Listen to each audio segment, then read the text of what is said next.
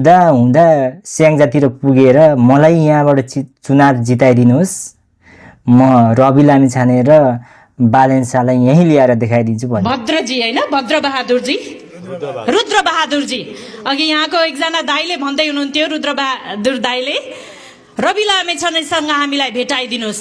म यहाँहरूलाई यसै ठाउँबाट यसै समयमा एउटा बाचा गर्न चाहन्छु। स्याङ्जाको क्षेत्र नम्बर 1 र 2बाट तपाईहरूले हामीलाई बहुमतका साथ विजयी गराउनु भयो भने पार्टीका सभापति रवि लामिछाने र देशका प्रधानमन्त्री श्री बालेन्द्र शाहलाई स्याङ्जामा ल्याउने बाचा मैले अहिले नै गरेँ। यहाँहरूलाई सोध्ने उस्तै फेरि यहाँको समस्या के छ, हामीलाई यस्तो समस्या परेको छ, तपाईँले यो विकास गर्नुपर्छ भनेर यो के अरे चाहिँ विकास भइदियो थियो, हामी भोट हाल्छौँ भन्यो नि। जनता उस्तै हामीलाई के अरे चाहिँ रवि लामिछाने र बालेन शाह ल्याइदिनु भने रहेछ। दिदीले फेरि उस्तै उत्तर, त्यस्तो होइन दिदी, भाषण भनेको केपी ओलीको जस्तो हुनुपर्छ क्या। केपी ओलीले के गर्छन् यहाँ सुन्नुहोस् त।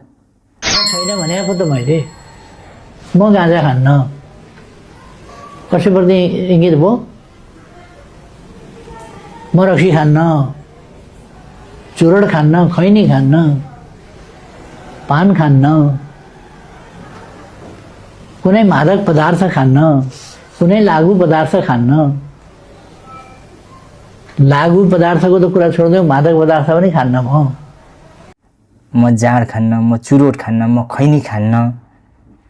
बुढाले कसरी बोल्छन्, सजिलो तरिकाले के अरे चाहिँ जनताले बुझ्ने तरिकाले बोल्छन्।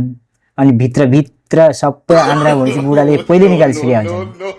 हेर्दा बाहिरबाट माया लाग्दो कठै बिचरा भने जस्तो गर्छन् होइन। एकदमै सरल भाषामा उखान तुक्का हानी जनतालाई मक्ख बनाउँछन् बुढा। अनि भित्रभित्रै चाहिँ षड्यन्त्र रचेर जनतालाई थाहै हुँदैन, कति के काण्ड, कति भ्रष्टाचार गरेको थाहै हुँदैन।